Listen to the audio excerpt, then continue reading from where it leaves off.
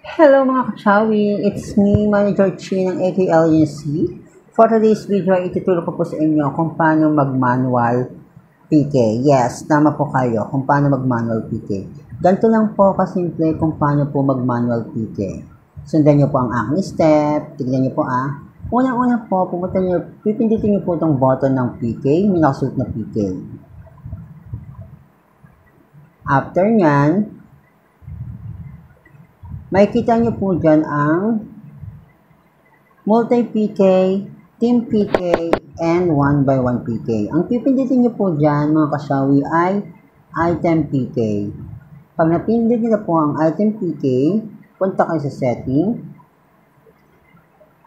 Tignan nyo po kung naka-ano po siya, 15 minutes. Pag naka 15 minutes po siya, okay na po yan.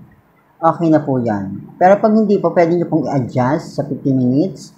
I-click nyo po lang po yan para i-adjust nyo. After nyo ilagay sa 15 minutes, i-click nyo po itong arrow para bumalik po kayo. And then, isi-search nyo po ang inyong opponent. Paano po ba mag-search ng opponent? I-click nyo lang po itong parang microscope na ito. I-click nyo yan. Then, pagka-click nyo yan, ito ang lalabas, search your name. Para hindi po kayo mahirapan at mapadali kayo, i-copy-paste nyo na po ang ka-opponent ninyo and then i-copy-paste nyo po lang dyan or ilagay nyo lang po ang Bigo ID ng opponent nyo. After nyo ilagay dyan, isi-search nyo lang po yan. For example, ganito po. Ilalagay lang po natin dyan yung ID number. Like for example, ito po.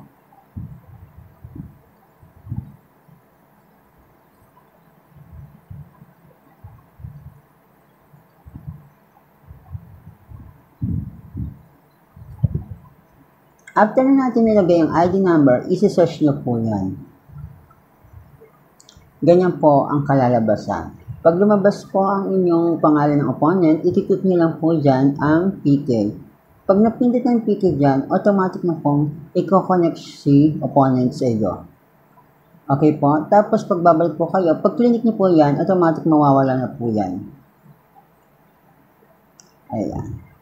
Okay mga kasyawi, sana may natutunan kayo. Ganun lang po kasimple kung paano mag-manual PK. Thank you so much. Sana may natutunan kayo at sana i-subscribe nyo itong aking channel para more video to come. Thank you.